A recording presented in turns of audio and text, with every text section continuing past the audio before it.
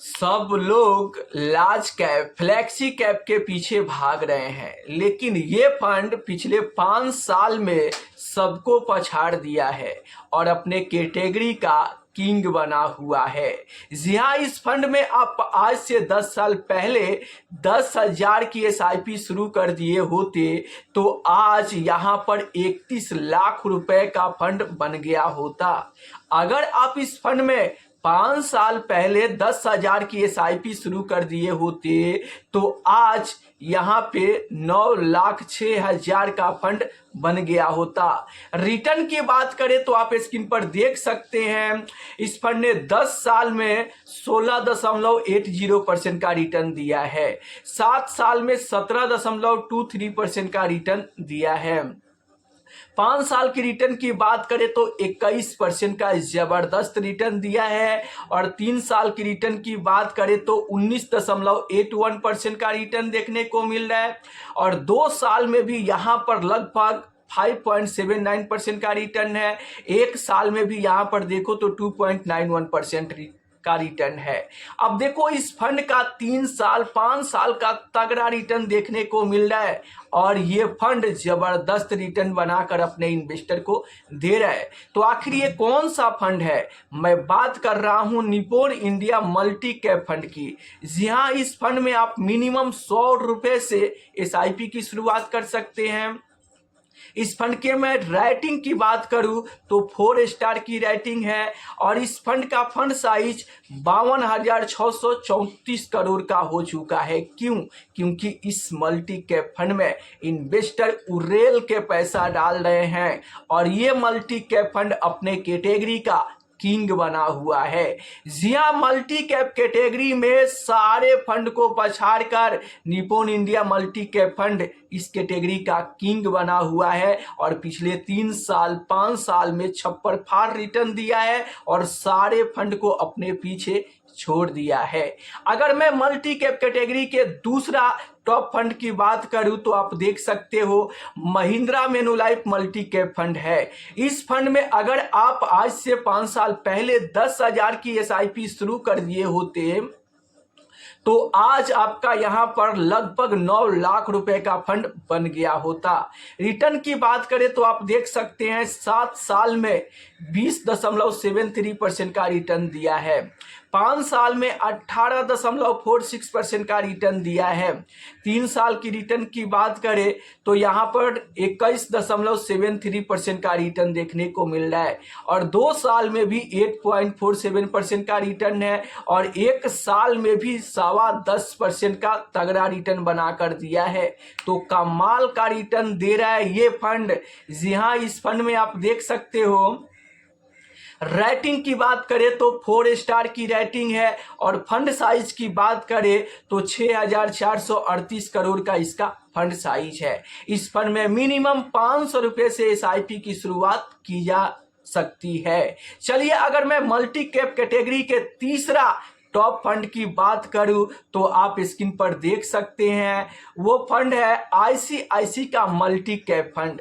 जी हाँ, इस फंड में अगर आप आज से 10 साल पहले 10,000 की एसआईपी शुरू कर दिए होते तो आज यहां पर लगभग 29 लाख रुपए का आपका फंड बन गया होता।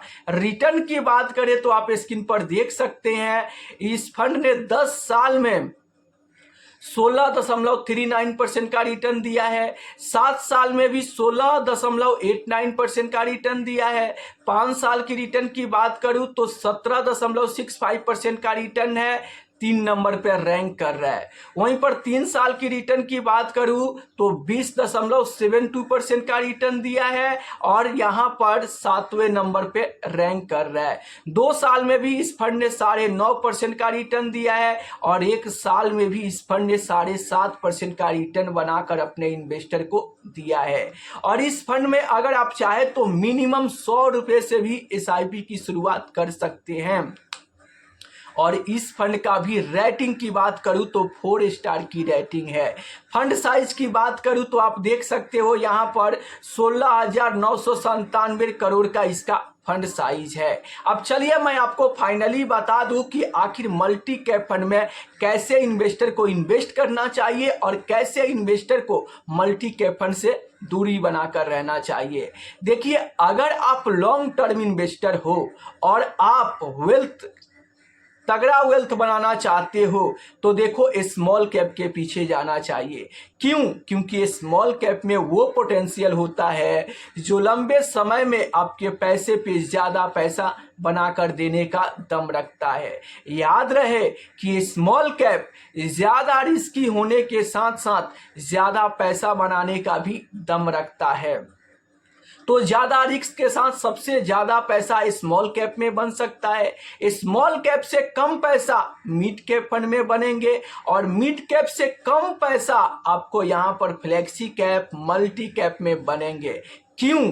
क्योंकि देखो, यहाँ पर फ्लेक्सी कैप मल्टी कैप में रिस्क कम होने के चलते रिटर्न भी आपको कम बनते हैं।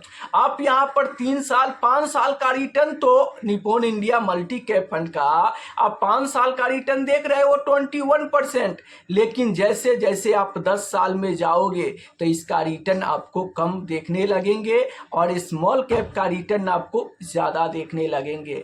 तो अगर आप लॉन्ग टर्म इन्वेस्टर हो, बाजार की उतार चढ़ाव को झेल सकते हो, तो आपको स्मॉल कैप में निवेश करने के बारे में सोचना चाहिए।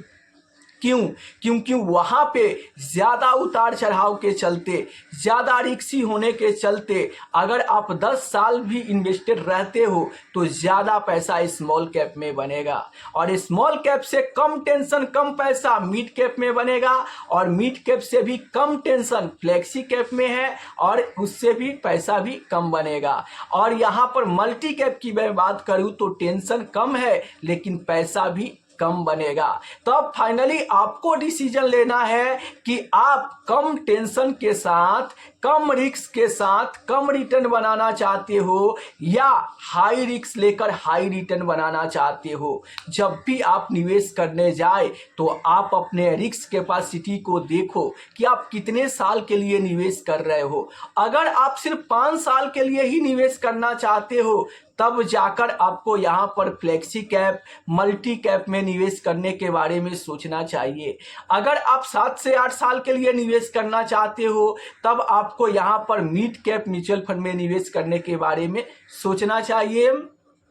और अगर आप यहाँ पर 10 साल के लिए निवेश करना चाहते हो तो best category small cap fund हो सकती है और 10 साल में सबसे तगड़ा पैसा बनाकर आपको देने का दम रखता है। लेकिन याद रहे कि हर एक गिरावट पर स्मॉल कैप ही ज़्यादा गिरता है और हर एक तेजी पर स्मॉल कैप फंड ही सबसे ज़्यादा चढ़ता है।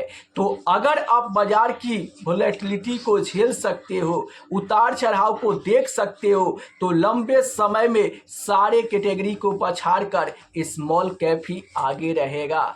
जी हाँ, अभी अगर मैं गिरते हुए बाजार की बात करूं तो ऐसा कोई कैटेगरी नहीं है जो स्मॉल कैप से हारा नहीं है। तो आप अपनी राय ज़रूर बताना कि अभी आप किस फंड में पैसा लगा रहे हो, फ्लेक्सी कैप में, मिड कैप में या फिर स्मॉल कैप में या फिर गोल्ड में। आप अपना पैसा कहाँ निवेश कर रहे हो नीचे कमेंट में ज़रूर बताना।